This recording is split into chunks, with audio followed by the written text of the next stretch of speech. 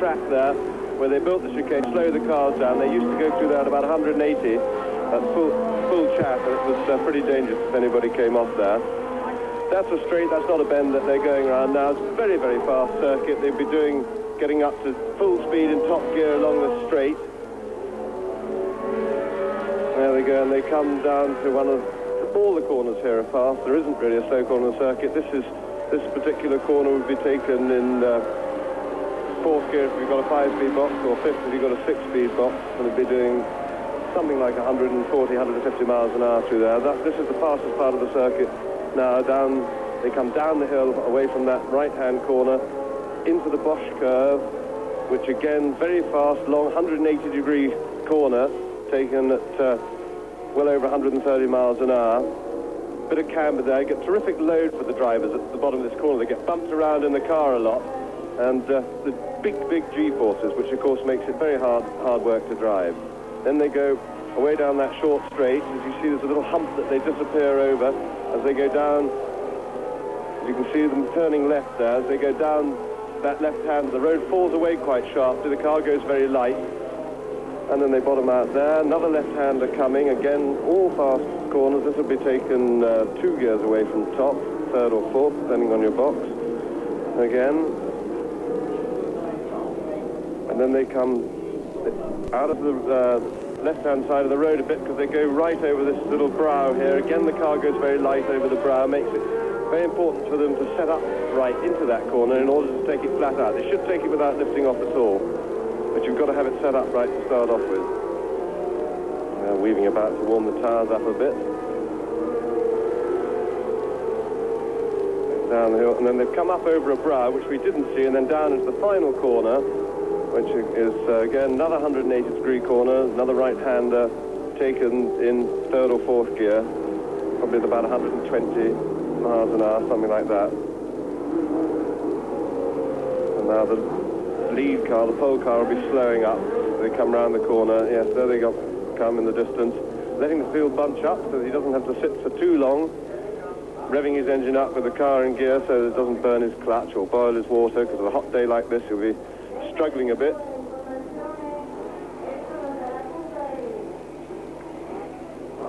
And those of you who have been following the practice may be surprised to see that caption. This race has been reduced in length from 54 laps to 53 laps, and that's a distance of 195.7 miles an hour. On the left-hand side of the front rank of the grid is René Arnoux. Then, just slightly behind him, because it's a staggered grid, is Alain Prost. Then, Gilles Villeneuve. And you'll notice there are 3 turbos, which are slower at getting away than the normally aspirated cars. Behind them is Jacques Lafitte. And the lights, when they go from green to red, take about 3 seconds. Away they've gone. It's Prost into the lead. It's Villeneuve streaking up on the inside as they go up the hill towards the Hellelique curve. Villeneuve, with less turbocharged lag on the Ferrari, got an absolutely superb start, and it's Villeneuve leading through the Hellelique curve, followed by Prost and Arnoux, and Lafitte and Pironi is well up.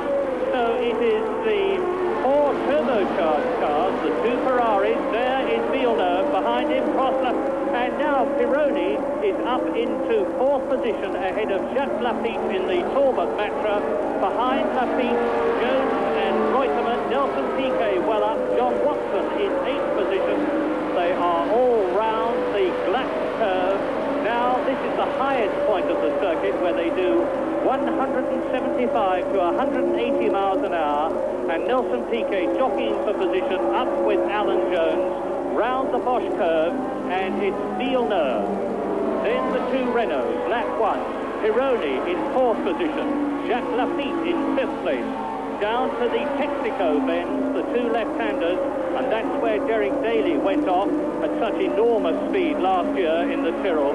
But it's still Villeneuve, Renault, Pironi, Lafitte. Then Piquet is up into another position. There goes Piquet. And Alan Jones is behind his teammate Carlos Reutemann as they go over the crest of the hill and into the Jochen Rindt curve, which is a 145 mile an hour bend from 4th gear up into 5th gear, past the and finish point. And it's Villeneuve, it's Prost, Arnoux, Pironi, Lafitte, Reutemann, Piquet and Jones. 1 lap completed, 52 to go, and through into the lead, and off goes Villeneuve. He's all right, he's just overcooked it, he's not too quick, as has Carlos Reutemann, and they've left a gap in the cars there to allow them to wiggle-woggle, do a sort of test, as it were. And so now the 2 Renaults are in the lead, and we can expect to see a storming drive from Villeneuve in the Ferrari, who will be out to get those places back. And in the Ferrari, which doesn't handle as well as the Ford Cosworth powered cars, he's going to have all his time cut out. Yes, I think that might be a bit of an expensive mistake for Villeneuve there. It was caused because he was fighting to protect his place in the lead then, but he was really beaten. You think he should have braked a little bit earlier and let it go, because he's going to have an awful struggle to make that back up now. He made a fabulous start. He'd qualified the car well. I don't think the car's race form will be good enough to make places up, having dropped them like that. So that's a shame, but it'll be a big sigh of relief for the Cosworth-powered drivers behind him, because it's the old story of the mobile chicane again, as Alan Jones referred to the Ferrari, and that presents a big problem, as we've seen several times this year, for overtaking with the cars with less power. Well, now with turbos first, second and third, with Prost leading Arnoux and Pironi in the Ferrari third. Look at that, because Jacques Lafitte in the Silver Tatra in 4th position has got Didier Pironi in front of him, and meantime the 2 turbocharged Renaults are breaking away. Pironi has got a build-up behind him, because there is Lafitte in 4th place, Piquet in 5th position. Then there is Villeneuve back in the running. Now Villeneuve has come right up through the field. He has passed Reutemann and Jones, and he's starting to close up on Nelson Piquet that we're looking at now. So there are the 3rd, 4th and 5th men, Pironi, Lafitte and Piquet. In 7th position, Villeneuve, and Villeneuve running wide. Reutemann behind Alan Jones, over the crest of the hill again. And all the time, the 2 turbocharged Renaults are making the most of the advantage that they've got, with Pironi holding up Jacques Lafitte, with Piquet closing up on Lafitte, and there is Villeneuve, number 27, as the leaders will be coming through any moment to complete the 3rd lap in 53. They're round the Texaco bends. There is Villeneuve, and he really is going. He's clawed his way past 2 or 3 competitors since he went off at the Hella-League curve.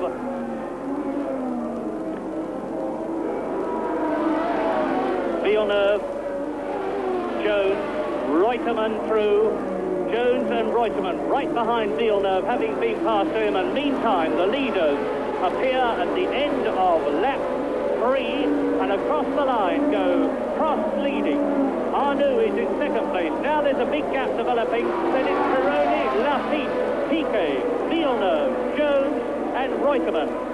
There is the battle, the flash from the turbo as Didier Pironi in 3rd place backed off, and right behind him Jacques Lafitte and now Nelson Piquet.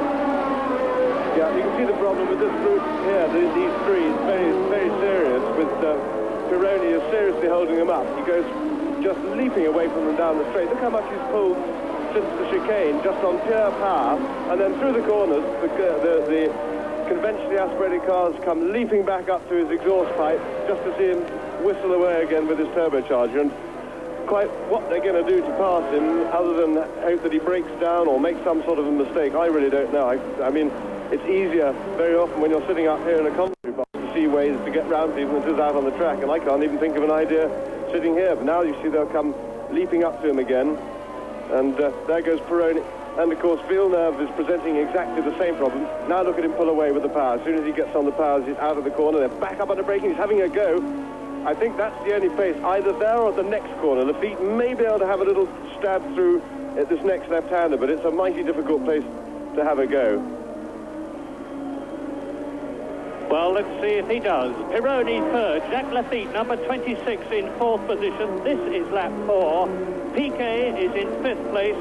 And now you can see how Pironi is holding them up, because The rest behind Piquet are starting to close, and as the leaders go through, Arnoux and Prost, there is an ever-increasing gap. Then it's Pironi, Lafitte, Piquet, Jones, and Villeneuve has been passed by both Jones and Reutemann.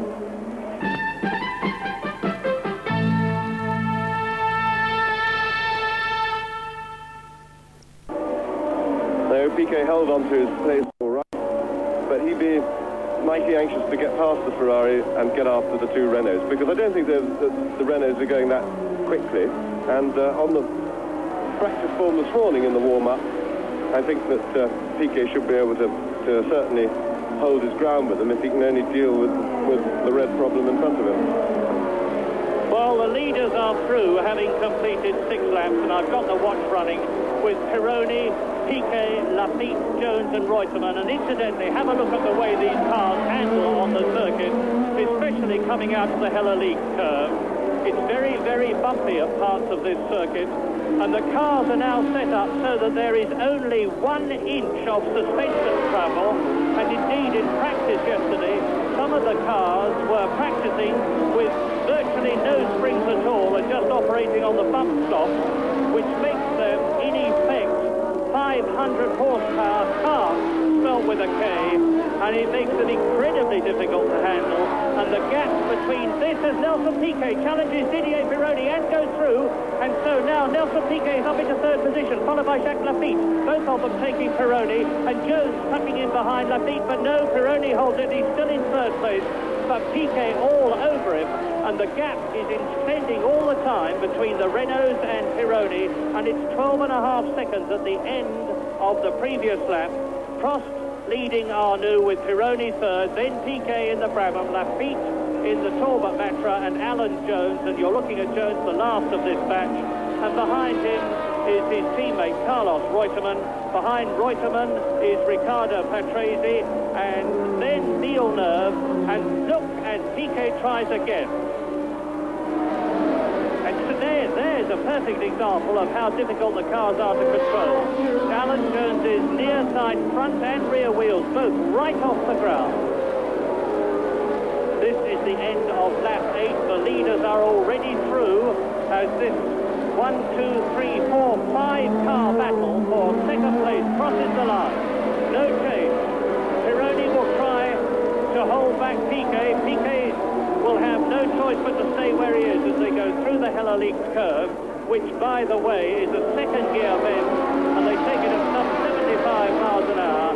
Now they're up into 3rd, 4th, 5th gears, and at the point they're at now, it's a 165 mile an hour run up to the right-handed black curve.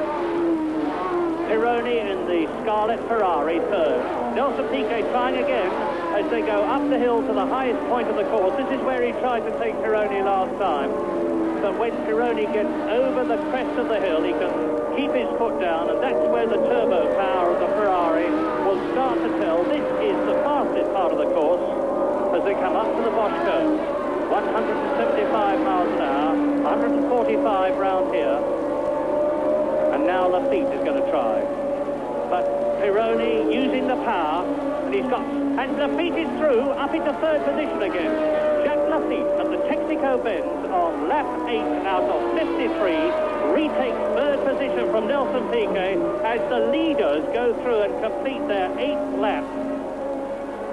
The 2 Renaults have got an enormous lead now. Last year it was a similar situation with Jean-Pierre Savoy leading his teammate René Arnoux. Arnoux had to come in for tyres 4 times.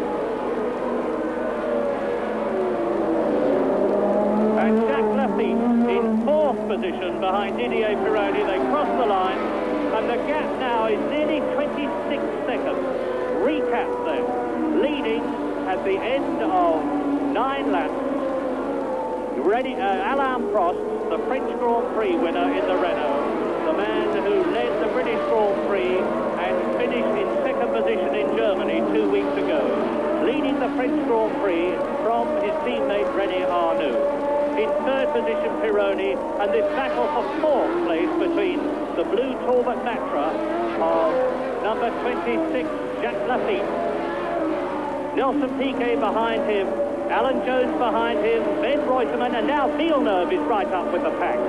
In the background, the Scarlet Ferrari of Villeneuve and Pironi having another go for fourth position. Piquet, I'm sorry.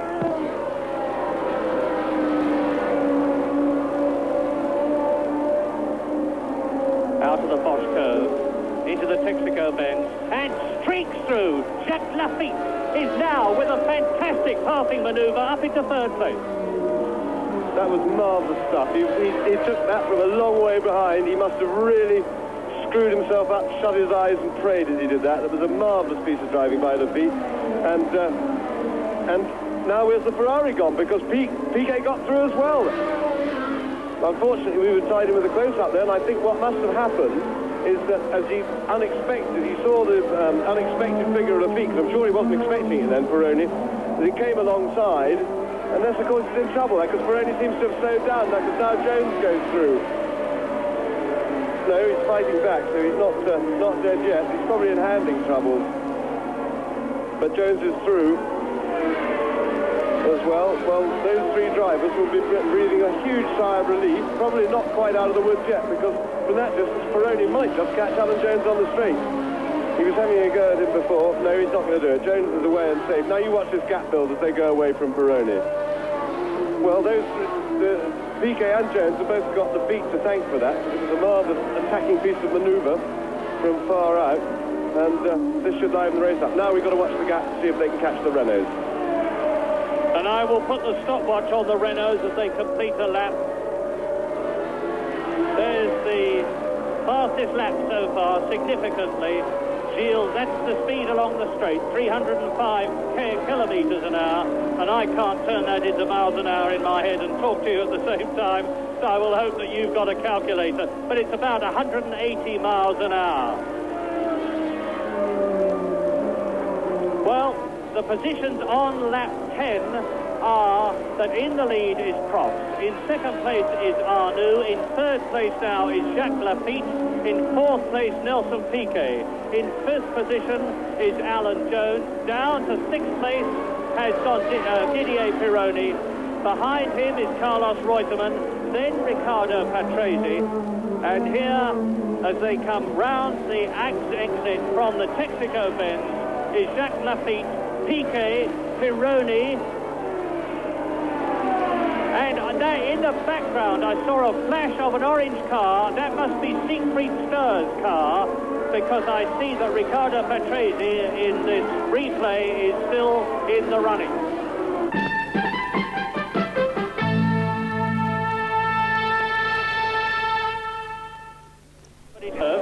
Because those distinctive white marks, the white painting and the lettering, indicate that it's the Bosch curve. So Gilles Villeneuve on lap 13 out of 53 is very much out of the race with a shattered Ferrari, and we've seen a lot of Villeneuve shattered Ferraris, because Gilles in this car, which handles very, very badly indeed, just never gives up. He always keeps his foot absolutely flat. And on lap 13, on lap 13 out of 53, the race order is Alain Prost, Renault, leading René Arnoux, Renault. In third place, Jacques Lafitte in the Talbot Matra. In fourth place, Nelson Piquet in the Brabham. In fifth place, Alan Jones, and completing the World Championship point standings at the moment in sixth place, Carlos Reutemann, and there's still 40 laps to go.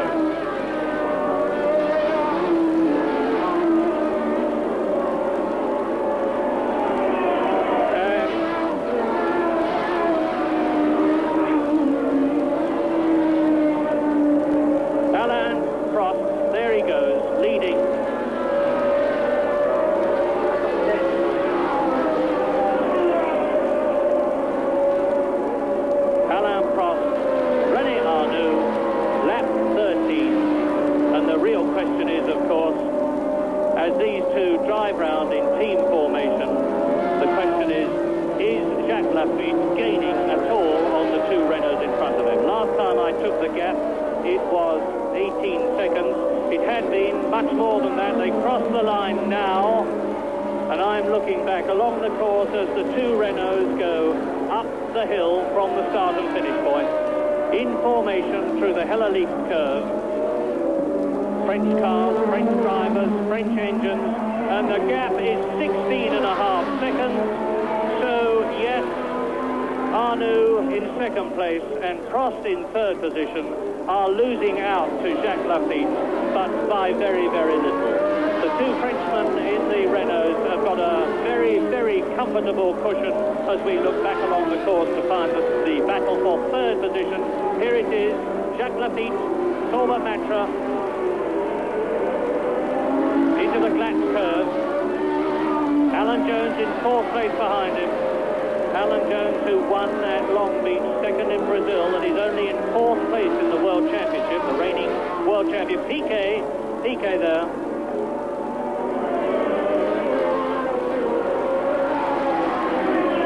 Yes, at the moment, the Lafitte seems to be holding the others off fairly comfortably. Piquet doesn't seem to be able to get that close to him.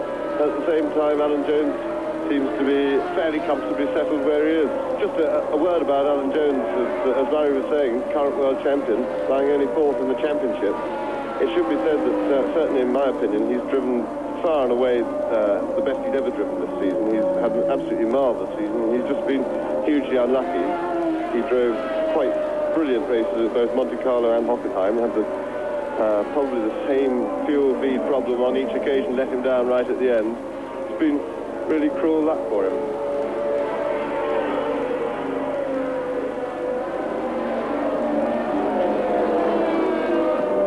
Lap 14, and as we look at Nelson Piquet, who is in fourth position, the gap is just under 16 seconds between the two leaders, the Renaults, and Jacques Lafitte and Nelson Piquet, who is in fourth place.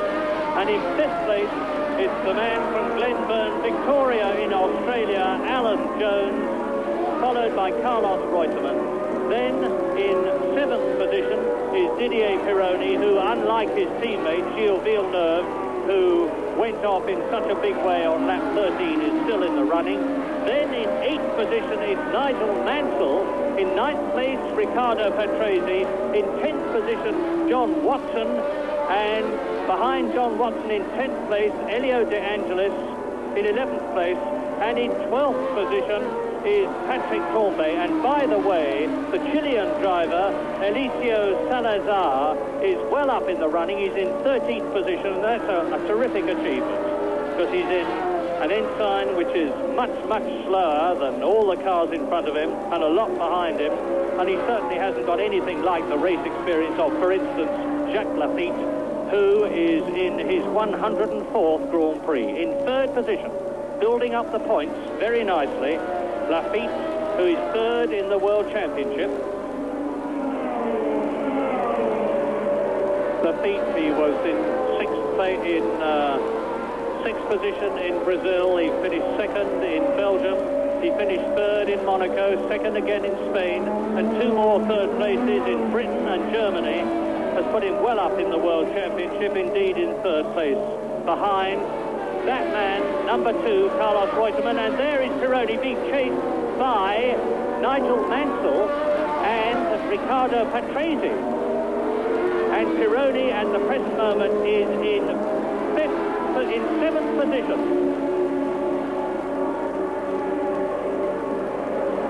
Quite amazing, isn't it? Every time we see a Ferrari, we see a huge queue behind it. And it really is very, very frustrating if you're following somebody, to drive in that situation, work hard, held up round every corner, and then just watch them disappear down every straight. There they are, there they go again. Pironi disappears off the distance down the straight. They'll close right up to him on the corner, but there's just no way round, or no easy way, unless you're prepared to stick your neck right out, as Lafitte did, which was, he did the only thing possible, and it really was a spectacularly brave and skillful overtaking manoeuvre. The battle for 7th place then on lap 16. Didier Pironi in the Ferrari, being chased by Britain's Nigel Mansell in the John Player Special, and Mansell going round the Bosch curve and trying to get through on the inside, but he'll never do that. Pironi can put his foot down here, keep the inside line of the Texaco bends. This is where Derek Daly went off last year. Nigel Mansell driving absolutely superbly. He said after the warm-up period this morning that he was very, very happy with the balance of the car, which is more, I'm sure, than Didier Pironi is. He's probably seen that his teammate Gilles Villeneuve has gone off in the biggest possible way. And now John Watson has got ahead of Riccardo Patrese and is up to 9th position. So, number 28, Pironi, is 7th. Nigel Mansell in the black and gold Lotus is 8th. John Watson, the British Grand Prix winner, number 7 in the Marlborough MP4, is in 9th position, and right behind him in 10th place, Riccardo Patrese, as they complete lap 17 shortly. In fact, they have completed it. In front of them all the time, let us not forget, there are the two flying turbocharged Renaults of Alain Prost and René Arnoux, followed in 3rd position by Jacques Lafitte still. In 4th place, it is Nelson Piquet. In 5th position, it's Alan Jones. In 6th position, it's Carlos Reutemann, and this is the battle for 7th. There is the 8th place man, Nigel Mansell. Up to the run down to the Bosch curve, and it's coming out of the Bosch curve, and John Watson's going through and taking Mansell, or is he, as they go into the Bosch curve? No, he's not. Mansell still holds that 8th place. Yes, unfortunately, he got a good toe up, but he got himself on the wrong side of Mansell, ready to overtake, because although he was inside for that little kink, when they get to the real corner, it's a right-hander, and Watson was stuck on the outside, and that is not the way to overtake, particularly for a driver of Watson's experience. Mansell's having... Yes, Mansell's done it. Same place as the beat, that's where Pironi's weakness is, because it's followed by another corner. And let's just see if Watson can follow through. No, he hasn't. And in fact, Watson is now under pressure from Patrese. And I hope our Austrian producer is keeping a very careful eye on this race, because up front, ahead of this terrific scrap, as Mansell pulls away from Pironi, Watson and Patrese, the gap between the two turbocharged Renaults of Alain Prost in the lead on lap 18 and René Arnoux and Jacques Lafitte is down to under 11 seconds.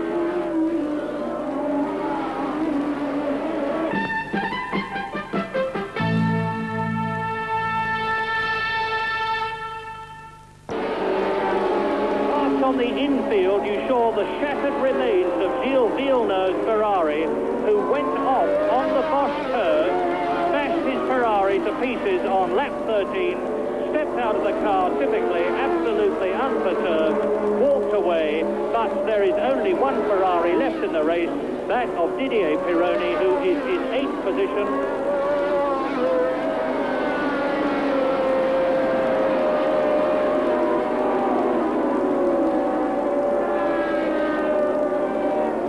You can see that there's less than a second between them, because Prost is just driving round, not challenging his teammate Arnoux at all, and the same applies between René Arnoux, who is in 2nd place, and Alain Prost, the race leader.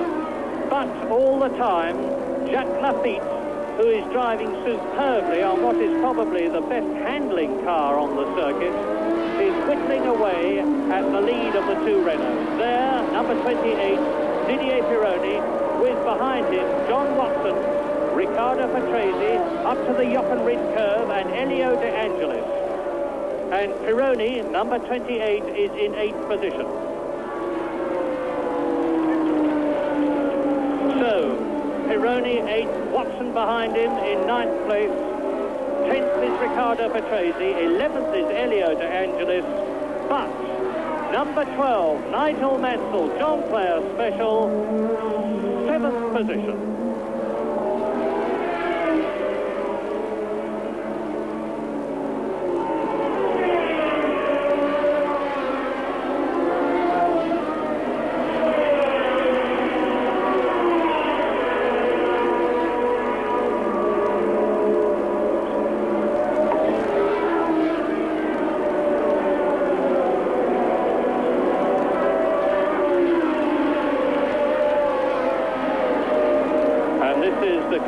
Or will be soon, of lap 21. Across the line goes Pironi, number 28, in that 8th position. And he pulls away on sheer power as they go up to the Hellelic curve. In 9th place, John Watson. 10th position, number 29, Riccardo Patrese in the Arrows. And in 11th position, Elio De Angelis. Those four absolutely together. And Nigel Mansell is pulling away from Pironi, the Frenchman in the Italian Ferrari. He's on lap 21 in this 53-lap race, so there's still a long, long way to go. And the point of vital interest at the front is Jacques Lafitte continuing to whittle down the lead of Alain Prost and René Arnoux, who've now got about 6 car lengths between them as they go through and complete lap 21. Out of the Riochen-Rindt curve comes Jacques Lafitte, and down comes the gap again. The gap is down to 9.4 seconds on lap 22 out of 53. So Jacques Lafitte is inexorably gaining, and John Watson is inexorably trying to get past Didier Pironi in 8th position. I'm surprised that Watty hasn't learned from Mansell's manoeuvre and isn't trying to emulate that. Because Patrese having a little stab at Watson there. Because those 2 left-hand curves are definitely the place. That's the weakness. That's where everybody who's managed to get past Pironi so far has done it. All started by the feet. But Watson, I would have thought, has been just about close enough to have a stab. But maybe he feels he's not quite close enough. Maybe his car's not turning into the corner easily enough to do it, because it does depend, of course, on how your car's handled. But there's no doubt that if Watson can get past Pironi, if and when, he will go a lot quicker, and I would expect him to be able to catch Mansell, unless, of course, Pironi gives Mansell too big a start.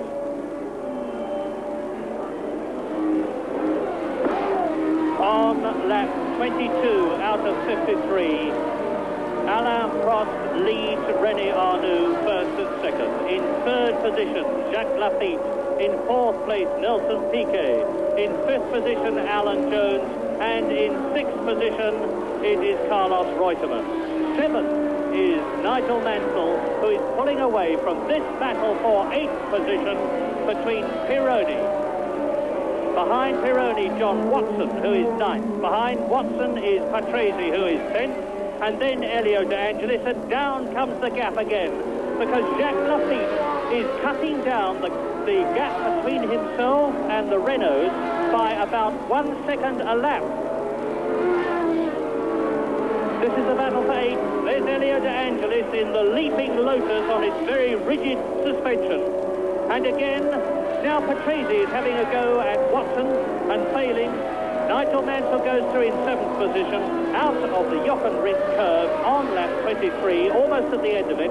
Pironi, 7th, Watson, 8th, Patrese, number 29, in 9th position, and Elio De Angelis just coming into the picture as they go up the hill in 11th position, into the Hellelic curve. Pironi, Watson, Patrese, De Angelis. And behind De Angelis, incidentally, is no less a man than Eliseo Salazar. Salazar, the Chilean in the ensign, is in an incredible 12th position. He finished quite well down in practicing because he was on suitable tyres, and he said before the race began that being on harder tyres in the race, as would everybody else be, he was expecting to be much better up, and sounded very confident, and indeed he had every reason to be. Pironi, Watson, Patrese, De Angelis.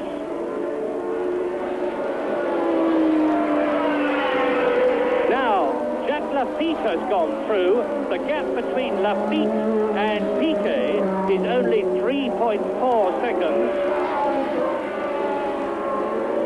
The producer is sensibly staying with this battle between Didier Pironi and the men behind him, including John Watson, who tries again for 8th position. It must be very frustrating for John Watson, because after a rather poor practice effort, when the McLaren weren't able to get their car absolutely right, they weren't totally happy with it, they switched to a different tyre this morning, and the car went really very well indeed in the warm-up, and so Watson must have been hoping for greater things. Patrese, of course, is battling away, and this could be a problem for John Watson. It makes it more difficult, of course, for him to pass Peroni, because he's got to watch his back, because Patrese climbing all over his exhaust pipe, looking for the slightest slip, and of course, if, in every situation you speculate to accumulate, and any sort of overtaking manoeuvre, if it doesn't come off, of course, is liable to slow one down, and Watson can't afford to have Patrese nip by him, and put him in the driving seat as far as attacking Peroni is concerned. It's essential to Watson that he keeps that place there, so if anybody's going to get past, it's him, and he's the first one. Well, I say watch these by all means, but watch also the man behind them, because Eliseo Salazar, somebody's gone off there with presumably a puncture, but Eliseo Salazar is catching up all the time, and the gap now, we must get back to the leaders soon, because the gap now, and it's Mansell. Oh, what tragic luck. Nigel Mansell in the John Thayer Special Lotus, number 12, starts to get out of the cockpit. Watson is through. Watson is through ahead of Peroni, and the gap now between Jacques Lafitte in third position and the two leading turbocharged Renaults is less than 7 seconds. And we're back with Lafitte on lap 25. Lafitte is driving an incredible race. He's got a superbly handling car. The 12-cylinder Matra engine, which is propelling his Talbot as he comes down to the 180-mile-an-hour left-hander before the Bosch curve. The Talbot is handling magnificently. Jacques Lafitte, very much the team boss, now that Gerard Ducarouge, the previous Talbot team manager, has left them. Jacques Lafitte is in effect number one driver and team manager, and he seems to be making a very good job of both those functions, because he's on his own in third position, and there are the leaders. Alain Prost closing up on a tail-ender over the crest, and the tail-ender is Michele Alboreto in the Tyrrell, who, unlike his team leader, Eddie Cheever, qualified. Eddie Cheever failed to qualify either the new or the older Tyrrell in practicing. He had all sorts of problems, and there is Lafitte. Now it's definitely getting to be very exciting indeed on lap 26 out of 53. Jacques Lafitte is closing up of the two Renaults in front of him. You've just seen the Renaults go through the Hellelic curve. Here is Jacques Lafitte in third position. Behind him in fourth place, about 3 or 4 seconds behind him, is Nelson Piquet. The two Renaults have got ahead of Alboreto, number 4. That's him here, and he's gaining.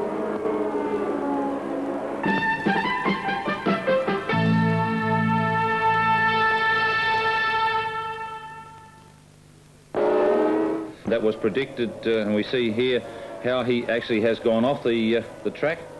Apparently it was engine trouble caused by the heat, 32 degrees Celsius at Oostenrijk Ring, and that was predicted before the race. So there's the race leader, Alain Prost, in his Renault. He's off the track, so let's pick up the race again with René Arnoux now leading from Jacques Lafitte. And he obviously knew his race had been run, because there was no argument. Undone came the seat belts, and out of the car stepped Alain Prost. Meantime, the race leader, René Arnoux, knowing, of course, that it's all up to him. This is a reversal of what happened to Prost last year, because in 1980, the battle up at the front, well, it wasn't really a battle, it was a racing demonstration between René Arnoux and his then teammate Jean-Pierre Jabouille. And René Arnoux had no less than 4 tyre stops, whereas Jean-Pierre Jabouille drove home brilliantly, conserved his tyres right to the end of the race, and beat Alan Jones by just about a second. Nigel Mansell walking in, understandably looking very hot, but surprisingly looking comparatively cheerful, as in the background goes Patrick Tambay chasing Mario Andretti well down the field. And now the gap between René Arnoux and Jacques Lafitte, with 28 laps completed, as we look at Andretti and Tambay, who are well lapped. They've both been lapped, but the gap between René Arnoux and Jacques Lafitte is only 3.5 seconds on lap 29. So it is René Arnoux, Renault, leading Jacques Lafitte in the Talbot. In third position is Nelson Piquet, making no difference between the gap between himself and Jacques Lafitte. Then in fourth position it's Alan Jones, the world champion. Fifth is Carlos Reutemann, and there is the gap between Arnoux and Lafitte, 3.74 seconds. Is Jacques Lafitte here going into the Bosch curve. Frenchman in French Renault leads Frenchman in French Talbot in second position. John Watson has been lapped. Out of the pits goes Patrick Tambay. No, John Watson has not been lapped, my apologies. There's a considerable gap, though, between Carlos Reutemann and John Watson, and it would look that Watson has got little chance of catching.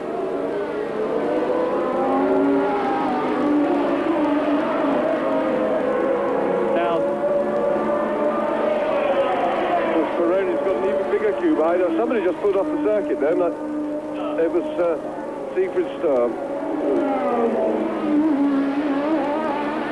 Oh, he's doing his own mechanical work by the look of things. Diving under the cars and then an extinguisher there to deal with any action. It all looks a bit smoky. It's very nasty, but it does appear to be steam. I don't think that was smoke, or not as far as I could see.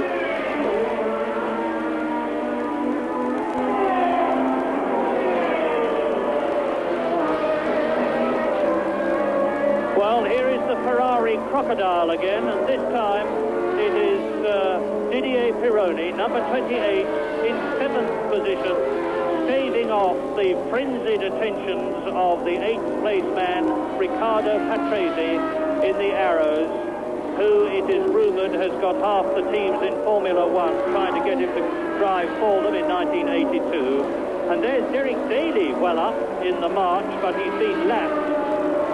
Derek Daly then, but the battle is between number 28, Pironi in 7th place, Patrese, who is in 8th position, De Angelis, number 11 in the Lotus, who is therefore in 9th place, and they cross the line to complete another lap, indeed to complete their 29th lap, so they're on lap 30, as are the leaders in this 23-lap race, and Pironi's keeping the Ferrari going.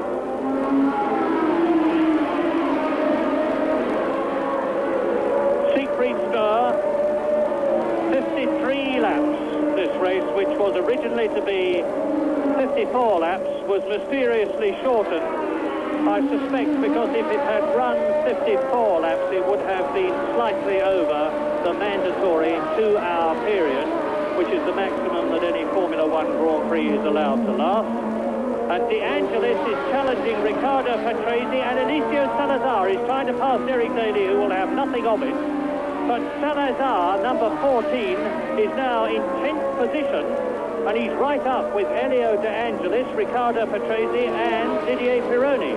Now, can he get past Derek Daly? Not if the Irishman's got anything to do with it, he can't. Let's see. Down to the Texaco bend. There's Patrese in the Ranyo Arrows in 8th position. Ahead of him, Pironi. Behind him, De Angelis. There's Daly, who has been lapped. And a frenzied Chilean, Alessio Salazar, trying to get past Daly in order to get to grips with the battle for 8th position between Didier Pironi. Battle for 7th position between Didier Pironi and his followers. And up at the front as they cross the line, now is Salazar going to be able to close up on Daly. And Daly won't realise, of course, that he has been lapped. Yes, of course he will. Yes, of course he will. And the race order on lap 31, as we look at Hector Ribac, who is well down the running, who has been into the pits and has been lapped several times. The race order is René Arnoux, now leading with the defection of his teammate. There is Arnoux, and there is Lafitte. That's how close it is. It's certainly less than the 3.5 seconds that it was when we last checked. So Arnoux leading Lafitte. In third position, Piquet. In fourth position, Jones. In fifth position, Reutemann. In sixth position, Watson. And then the battle for seventh place, which currently is held by Didier Pironi, with behind him Patrizio, Elio De Angelis and Eliseo Salazar. There's Arnoux. Now, Lafitte has got to get past Slim Forgood, the Swedish driver in the ATS, the transformed ATS, thanks to the attentions of team manager Alistair Caldwell. And Lafitte nearly lost it there.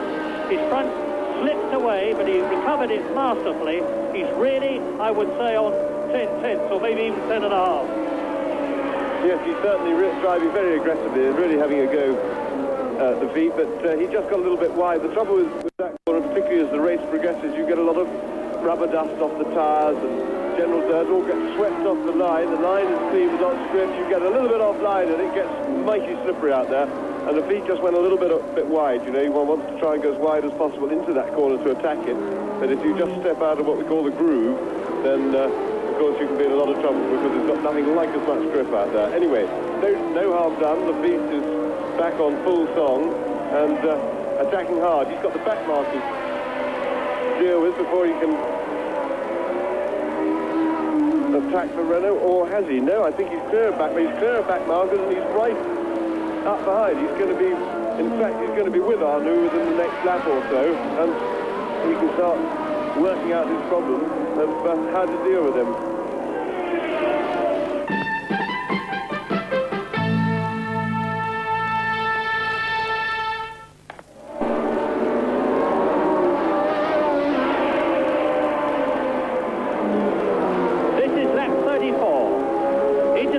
Curve. This is 145 miles an hour in fourth gear. Change up into fifth gear. Across the line they go. And is Lafitte going to make his challenge against Arnoux as they go up the hill and into the Hellenic curve? No. No, it's going to be the same old problem with the turbocharged cars with their extra power. You could see it then. The feet was quicker, much quicker around the corner. He got alongside him coming out of the corner. And then as soon as Arnoux got his foot on the loud pedal, off he went down the straight, opened up the big gap. There he goes again. The feet got right up behind him again at the chicane. Arnoux pulling that huge lead. It really is a big power advantage required to pull a lead like that. There must be a good 50-60 horsepower minimum, possibly more, I would think, as an advantage in order to make that tremendous performance down the straight. Anyway, we've seen Lafitte do it once today. He's got a back marker in the middle there. We'll have to deal with that now, very kindly and politely. Oh, Lafitte's on the slippery stuff again. Oh, dear. Well, he kept it together, but it's very unpleasant out there. If you get off out of that groove, you can see the groove with the black rubber, which is the line that all the cars follow. And off that, it's all fraught with all sorts of risks and frightening things to happen to you. Well, the interesting thing was that the man they passed was Andrea De Cesaris in the second Marlboro MP4, John Watson's teammate. And De Cesaris created some sort of a record in practice by going off for the 17th time this year and severely damaging his motor car. And he promised his mechanics, after they had to do 120 man-hours of work on the car between the end of practice and the start of racing today, that he would bring the car home in one piece. And he's been lapped. Arnoux leads, lap 36 they are on. Jacques Lafitte second. Behind them in third place itself is Nelson Piquet. Fourth is Alan Jones and fifth Carlos Reutemann.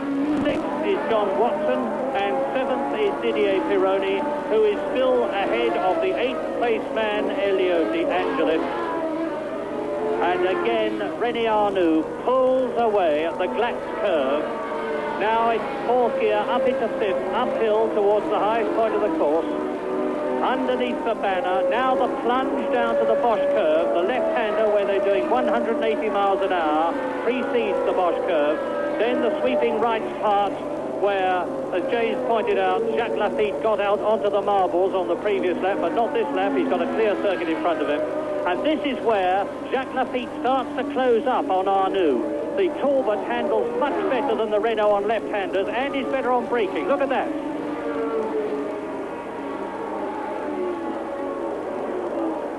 Yes, you'd expect the normally aspirated cars to be quicker on handling through those two left-handers, but the Laffite's car seems to be exceptionally quick. He pulls a huge amount there. It's very often at this track that you get a situation where the cars don't quite get a good balance, or rather the same balance in left and right-hand corners, and you do sometimes find that your car is better in one than the other. And I would think that the Laffite is probably well pleased with the way his car's going around the left-handers. Doesn't look as if he's going to be all that disappointed with the way it's going around right-handers either. But, of course, one problem that the Laffite has got, which he'll be bearing in mind, is that with the Renault holding him up in front as he tries to find a way around Arnoux, Piquet will be slowly, gently closing the gap that Jacques Laffite worked so hard to create after he managed to get away from that bunch first. And, of course, that's all very frustrating when your hard work is undone. Look at that gap, how it extends. It's quite staggering, the power of these turbocharged cars compared with the normally aspirated ones. And there's a very aspirated one. It is Bruno Giacomelli's car. We had a firework display here last night at the end of practice. Bruno Giacomelli is certainly rivaling that, because it looks to me as though the disc brakes at the back of his car have set fire to the fiberglass bodywork. Well, it doesn't look as though it has. It has, most definitely. Out come the fire extinguishers, and a great pall of smoke surrounds the car. Giacomelli out of it as though he got a spring up his backside. He fairly shot out of the car, and meantime the battle for the lead continues on lap 37, and again Laffite closes right up with René Arnoux, as he has done on each of the previous laps, and he seems to me to be psyching himself. He's getting closer and closer on aggregate through each lap. He makes his challenge coming out of the Texaco bend. It's just possible that if he can come out of the Bosch curve really close up behind René Arnoux, as he is doing this time, he'll be able to take him as they come up the hill to the Hellelicht curve. But Arnoux got a big power advantage here. Did you see Laffite just momentarily lift his hand off the steering wheel and give a curt signal to his pits, as though to say all is well? Not that I think they needed any signal. They can see things are going pretty well for Jacques Laffite on lap 38.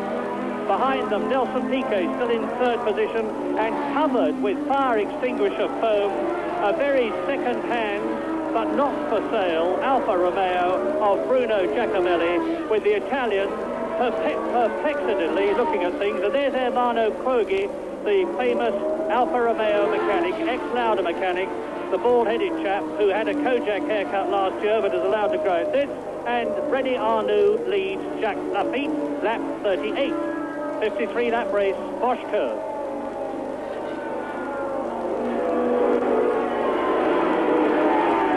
Laffite's done that corner very well. He's very close now. I would think he's going to have a go into the left-hander now.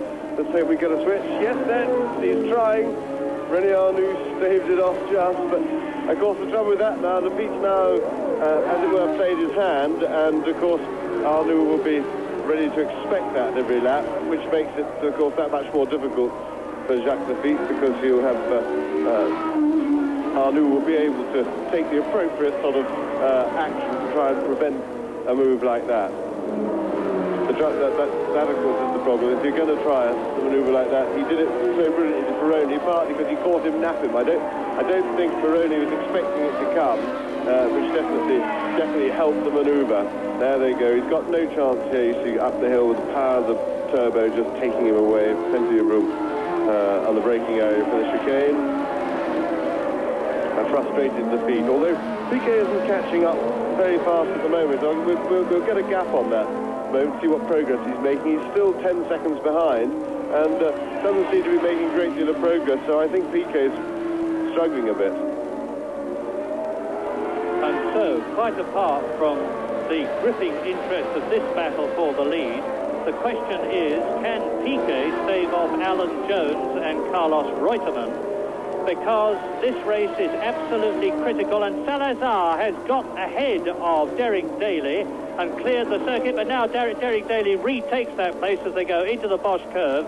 And as you can see, now this is going to be very interesting indeed, because René Arnoux and Jacques Laffite are closing up on the battle, which is being led by Didier Pironi. And Pironi, at the present moment, number 28, the Ferrari driver. No, he's slipped down the field because ahead of him as Jacques Lafitte is through. Brilliant! Jacques Lafitte takes René Arnoux and the lead, and Jacques Lafitte on lap 39 in this 53-lap race. We have another new leader. First of all, it was Alain Prost. Then it was René Arnoux when Alain Prost went out with presumably a blown engine on lap 27. Then Jacques Lafitte, as we have seen, harried, first of all closed up on, and then harried René Arnoux every inch of the way, and now he is through into the lead on lap 39 out of 53 and carving his way through the tail enders. But he's still got a problem. He's got past Eliseo Salazar. He's now closing up on Derek Daly, who is actually a lap behind everybody. And ahead of that lot is Didier Pironi. And again now Arnoux comes up to close up right behind Jacques Lafitte. Yes, it's most unfortunate for Jacques that he's got back marks in front of him because Arnoux didn't get round that corner very well, unfortunately. Here we're going to see a replay of the overtaking manoeuvre. Lafitte doing the same trick that he did to Didier Pironi earlier in the race, nipping through on the inside right at the last minute. There's Arnoux, a little bit of a surprise, a little switch there as he tucked in behind. But Lafitte seems to be handling things all right at the moment, and he's passed. I think he's clear of the bunch now, which puts the advantage right back into his court, because Arnoux still has to get past the back markers, although of course with the turbocharged engine this isn't so much of a problem for him as it would have potentially been for Lafitte. Now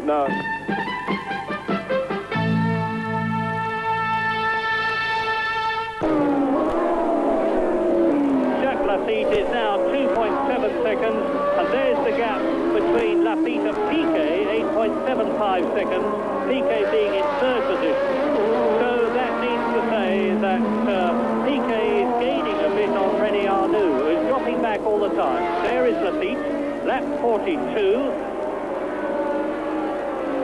And there is De Cesaris, about to be lapped by Alan Jones, who is in fourth place behind Nelson Piquet and ahead of his teammate Carlos Reutemann, on his way to 3 World Championship points. If he can get past ex-kart champion of Italy, Europe and the world, Andrea De Cesaris, and he's done it. That's where Mario Andretti went off in the wet 2 years ago. And now look at the suspension, or lack of it, on the Williams.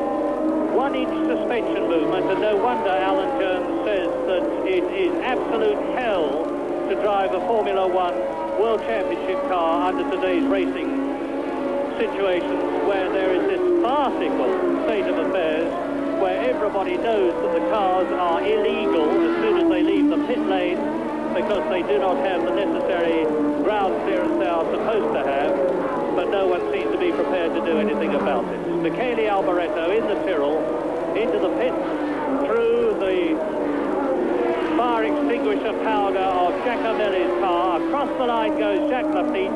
The gap between Lafitte and Arnoux is 2 seconds exactly, as we look at Andrea De Cesaris, who is actually in 10th position.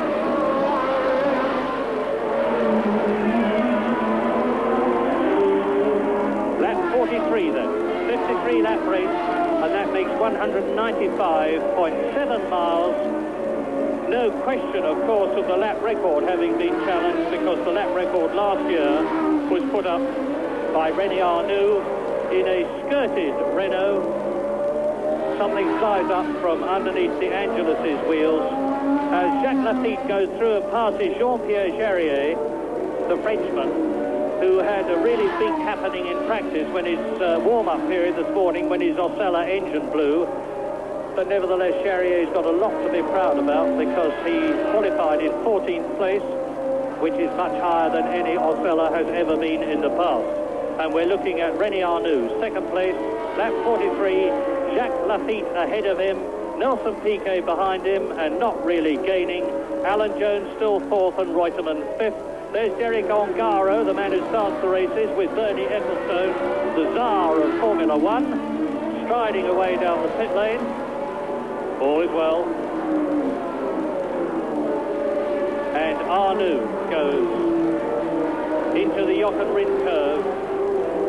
That's what the drivers can see as they go across the line. And Lafitte sees it now. Arnoux sees it. 2.45 seconds is the gap. And Nelson Piquet is doing nothing about the gap between himself and Jacques Lafitte, who is now chasing and about to lap, methinks, Riccardo Patrese, who is in 8th position. Lafitte then lapping everybody up to 8th at the present moment. And in front of Riccardo Patrese, the 7th place man is Elio De Angelis. Then in 6th place, John Watson. 5th, Reutemann. 4th, Jones. 3rd, Piquet. 2nd, Arnoux. And there's the leader, Jacques Lafitte. Taking, or is he? Yes. Quick prod of one of the pedals. I'm not quite sure which, but he goes through on the Bosch curve to take the 8th place man, and he's now closing up on 7th position man in the John Player Special Lotus, that is to say Elio De Angelis, the Roman.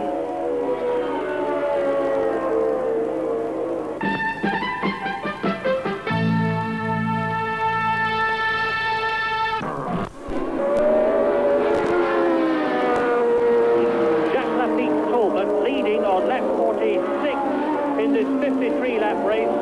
We'll soon see. There is Lafitte, and there is Arnoux taking De Angelis. It looks to me visually as though Arnoux is certainly closer to Lafitte than he was on the previous lap. Into the Bosch curve. Arnoux in 2nd place. He has lapped De Angelis, number 11, who is 7th. Where is Jacques Lafitte? The answer is going into the first left-hander of the Texaco curves, and this is where Lafitte was so much faster than Arnoux previously and actually caught him and passed him. Arnoux pulling away from De Angelis. Lap 46. Jacques Lafitte, the leader. René Arnoux, that we're looking at, is in 2nd place. Piquet still 3rd. Jones still 4th. Reutemann still 5th. And John Watson still 6th. Now, this is going to be the testing time when we can check by ear and on the stopwatch as Lafitte goes across the line. Here he is.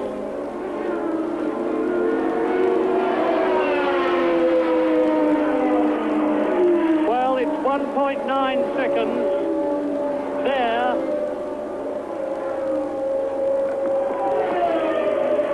Strange that, because his engine sounded all right to me as he went past. I had a good careful listen then, and yet the gap has definitely come down again. And in fact, look at that. I mean, Arnoux is visibly closer. So, I don't know, maybe the Lafitte was just taking a breather, or maybe he had a bit of a fuel pickup problem or something that's cured itself. I don't know. All seems rather strange, but I suppose we just have to wait and see how it develops before we can surmise any further.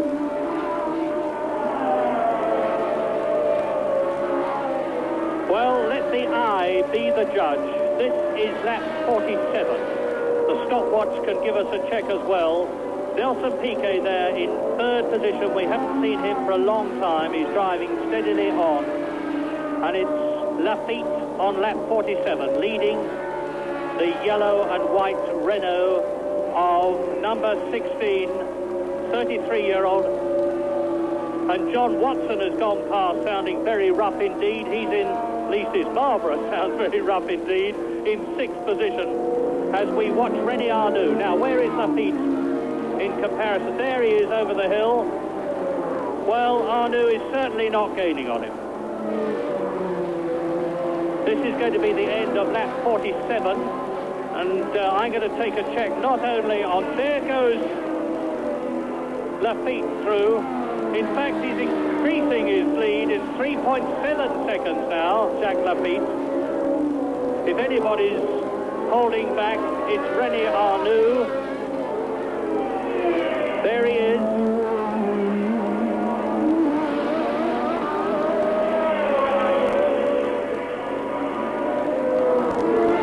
Well, maybe Lafitte had backed off a bit, and there, spinning off goes Riccardo Patrese, who had come into the pits. And do you remember Siegfried Sturr was mystifiedly looking at the steam pouring out of the back of his engine in his arrows, And now Riccardo Patrese isn't even bothering to do that. He walks disgustedly away from the car, and that's Salazar, the Chilean, out of the race. And at the time he went out, he was very well up. Indeed, he was in 9th position. A great drive. Yes, shrugs his shoulders. Well, that's motor racing, he seems to be saying. He's being told to keep close into the Armco barrier as he walks into the pits. His race is run, and Riccardo Patrese's race is run too. John Watson sounds as though he hasn't got very far to go, because his engine is sounding rougher and rougher, lap by lap. And so out of this Austrian Grand Prix have gone Gilles Villeneuve in the lead, Alain Prost in the lead. Jacques Lafitte moved up into the lead on lap 39 by passing René Arnoux. Patrese's gone out, Siegfried Stoer has gone out, and Jacques Lafitte has just gone through. He is definitely increasing his lead. It is now 5.5 seconds. And they are on their 49th lap. 5 laps to go, including the lap that they're on. And far be it from me to say that the race pattern is set, because I've said that too many times in the past, only to have something very dramatic happening. But certainly, Lafitte, who I thought was in trouble, is clearly not, because he is increasing his lead and on his way to 9 World Championship points, and he's increasing that lead over René Arnoux. And Jacques Lafitte's gap between himself in 3rd position and Nelson Piquet, who is 2nd in the World Championship, is 10 points. If Lafitte wins, he will get 9 points. If Piquet finishes in 3rd place, he will get 4 points. So Jacques Lafitte at a stroke will have half the gap between himself and the man who is ahead of him in the World Championship. And by the way, as we look at René Arnoux in 2nd place on lap 49, there are only 12 cars left in the race.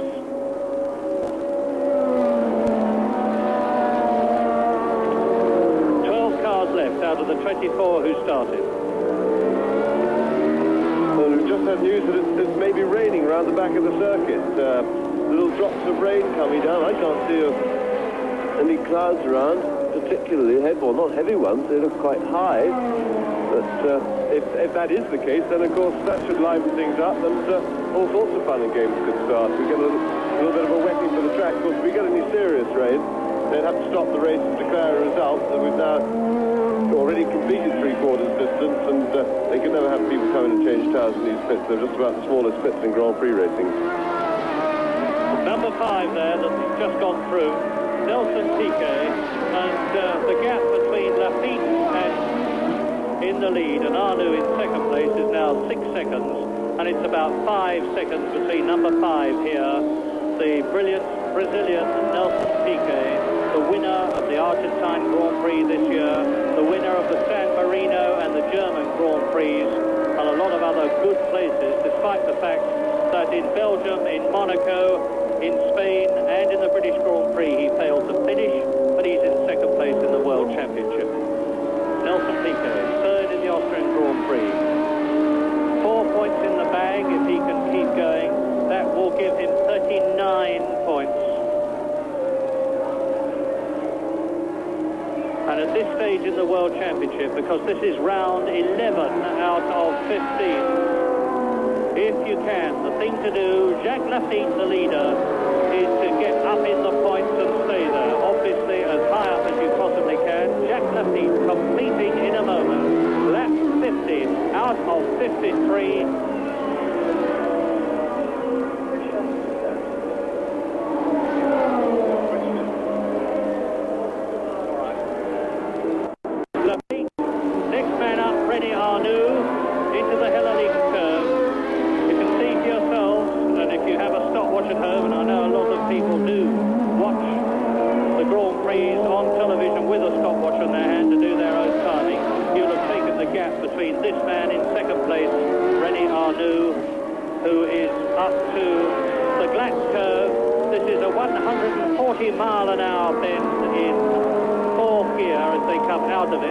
crest the rise, up into fifth, the descent, first of all to the sweeping left-hander, the fastest part of the course, 180 miles an hour for Arnoux, with his car bouncing on the rigid suspension. Then down at least one gear into the Bosch curve, about 11,000 RPM and 145 miles an hour. Now up another gear, back into third for the left-hander at the Texaco bends. That's a good 140 miles an hour. And the left-hander that he's coming up to now is the one where Carlos Reutemann says you can actually physically black out because of the enormous G-forces. John Watson passes me, staggering round. The engine sounding rougher and rougher, lap by lap, and he's still in sixth position, and he's still in the points. As Jacques Lafitte crosses the line, there is the race leader, and he's just got this lap and the next one to go, and the gap between him and René Arnoux is 4.7 seconds. Piquet is gaining on Arnoux, and very close to Piquet is Alan Jones. In fact, there's going to be quite a scrap for third position in the closing stages of the race as Reutemann goes through, still in the points in fifth position. And John Watson is going to be lapped, I think, by Lafitte before the end of the race. Reutemann is now on his last lap but one. Lafitte disappears from view, reappears on the downhill section. He's on his way to the Bosch curve on lap 52 out of 53. And this, if he wins, will be the first victory he has had this year, notwithstanding the fact that he's already won 4 Grand Prix in his career. He won in the V12 Matra-powered Ligier in Sweden some years ago. He won in the Argentine and Brazil. Last year he won in Germany. But this year, although he has been second in Belgium and second in Spain, third at Monaco, third in Britain and third in Germany, and a sixth in Brazil, very, very consistent. Jacques Lafitte has yet to win a 1981 Grand Prix, and this, the Austrian Grand Prix, could be the one. He is coming out of the Jochen Rindt curve now to start lap 53, his last, he's into that last lap now. Round the Österreich ring then with Jacques Lafitte, and the gap between Arnoux and Piquet is down to 4 seconds. The gap between Piquet, who is in third position, and Jones, who is in fourth place, is 3 seconds. And then there's a long gap before Carlos Reutemann goes through in fifth place, let alone John Watson, who is still sixth. But on his winning way now goes 37-year-old Jacques Lafitte, almost home for his first Grand Prix win of 1981 in his 105th Grand Prix, with his ex-team man that he worked for as a mechanic, Jean-Pierre Jabouille, because Jacques Lafitte started his career as a mechanic, worked for the man who is now his brother-in-law, Jean-Pierre Jabouille, and Jabouille is now Jacques Lafitte's, I think you can hardly call it team manager, but he is certainly very much a power in the Talbot team now that Ducar Rouge is out of it. And Jacques Lafitte now round the Texaco bends, up over the crest on his way to the Jochen Rindt curve. That's it now, he's into the last right-hander of the circuit, and when you see the knobbly bit, that's it. Jacques Lafitte has won. He can't possibly be beaten now. The 1981 Austrian Grand Prix, and the Ligier himself, Guy Ligier, and all the Ligier mechanics burst out of the pit, vault the wall, as René Arnoux finishes second and Piquet third. That's how close it was. There is Alan Jones finishing in fourth position. So the world champion has at last finished in a race after having an appalling run of bad luck. Carlos Reutemann will be the next one through in fifth position, and I'm looking for the Argentine now as there they give the results, notwithstanding the fact that Carlos Reutemann had coasts across the line with a dead engine. Carlos Reutemann coasts across the line with a dead engine, but definitely to take 5th position. Now we're just waiting for the crippled Marlborough MP4 of John Watson to come through in 6th position. But without a doubt, Jacques Lafitte, with that race time of 1 hour, 27.36 minutes, which is 1.5 minutes longer than the winning time last year of Jean-Pierre Jabouille, has definitely won the Austrian Grand Prix, his first victory. And incidentally, as Piquet and Arnoux go around together, look, they have thrown the suspension operating switch to lift the cars, and they look like praying mantises now, all 3 of them. Look at the Talbot, way off the ground, with not 6 millimetres of space. John Watson has limped across the line in 6th position.